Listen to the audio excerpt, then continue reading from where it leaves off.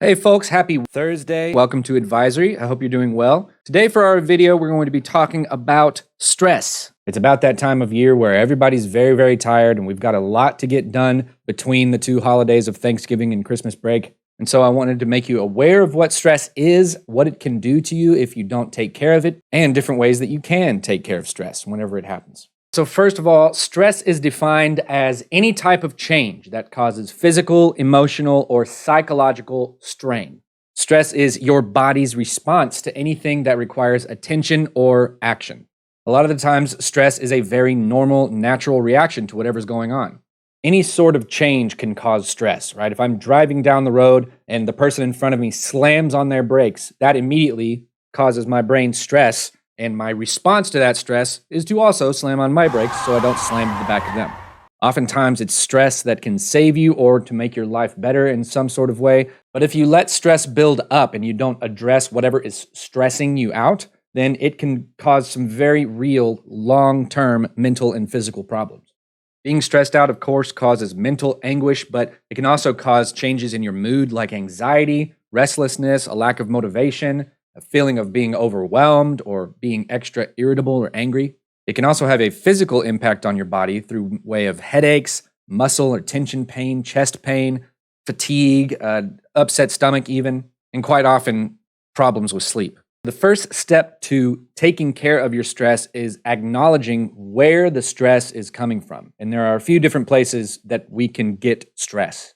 Oh boy, look at this guy. He looks pretty stressed. You can feel stress first and foremost from the thing that you do most often, which is school, right? All sorts of things that you're asked to do, all these expectations that you're asked to fulfill as you're in the school system.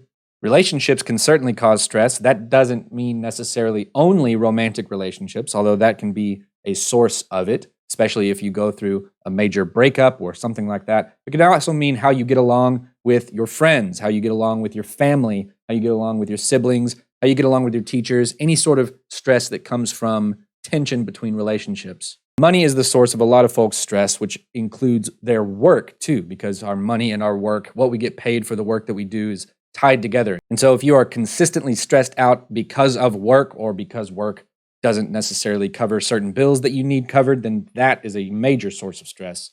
Trauma can cause stress, and that could be from a single or prolonged series of distressing or disturbing events that you've had to live through.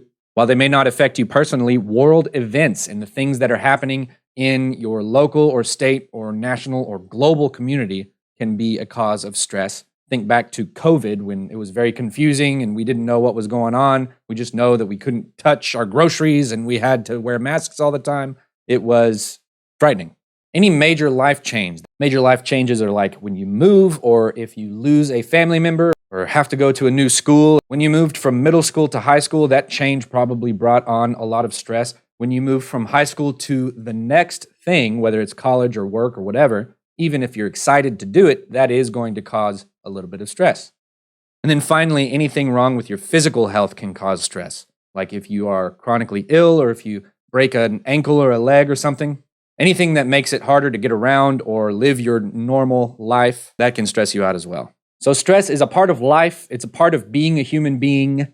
It's something that we're not going to completely get rid of, but it is something that we can manage, and these are some ways to do that. These are just some of the ways that you can reduce and manage your stress. Right? Number one is to get regular exercise. This is one that I definitely need to remember to do.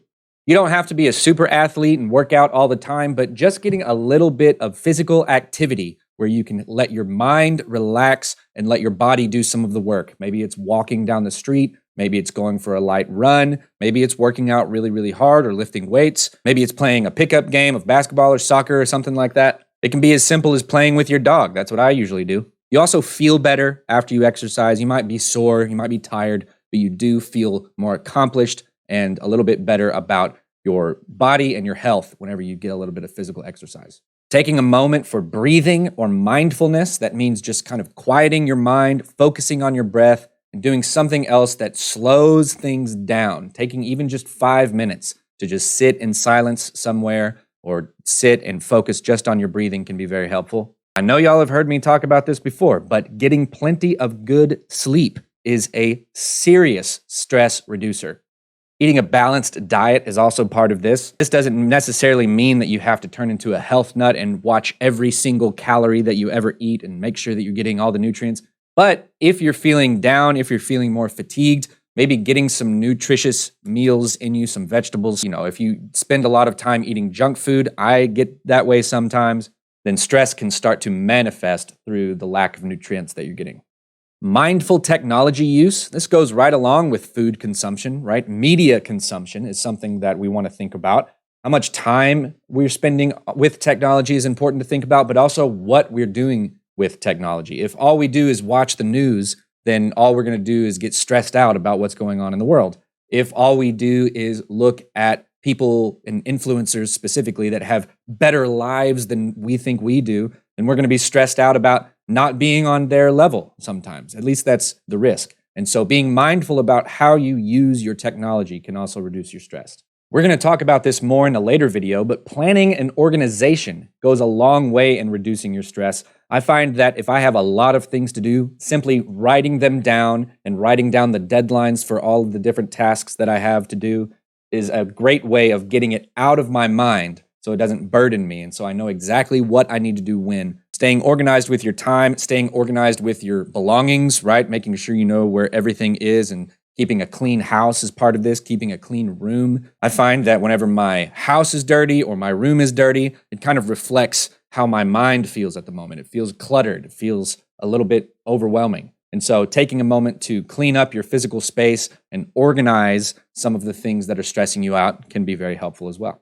Another thing is finding support and community through the people that are around you, whether that's support from your family, support from your friends, classmates that are also stressed out about the same things that you're stressed out about. When you are in an environment that is supportive, when you have people around you that can hold you down, that are good listeners, that understand what you're going through, that can be huge to relieving stress, just to feel like you're not alone in the stress. And this comes and goes in high school and college. When you're young, friend groups change, communities change. If you don't have people like this in your life, keep a lookout and stay open to see if you can find those people, or they may end up finding you. And the last thing I want you to think about when it comes to relieving or managing stress is, what is causing me stress right now that I can let go? Letting go can look different depending on whatever this stressor is.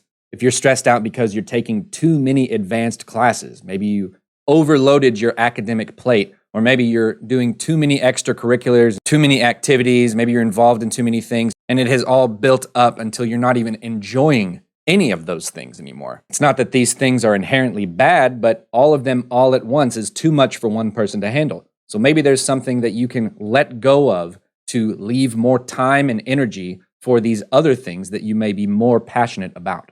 Maybe there's some sort of relationship that you're in that you need to let go of. Like I said, this can be in your dating relationships. Maybe the person that you're dating doesn't treat you as well as you deserve to be treated, or maybe just being in a relationship with them and trying to make it work is too stressful and no longer worth it. Maybe as hard as it is, it's time to let that go. Maybe there are some friendships that have become too toxic or has started to cause you stress that you need to step back away from a little bit or let go of. Maybe there's some anger that causes you some stress that you can start to work to let go of so it doesn't affect your day-to-day life. Now, I'm not saying to quit all of your activities or stop talking to any of your friends or stop dating people, but it's important to look at the things that are in our lives that are causing us stress and figure out whether or not that stress is actually worth it, whether you have the time, energy, or passion to deal with that stress. All in all, there's not one solution, but there are lots of things to think about when it comes to managing our stress and relieving it.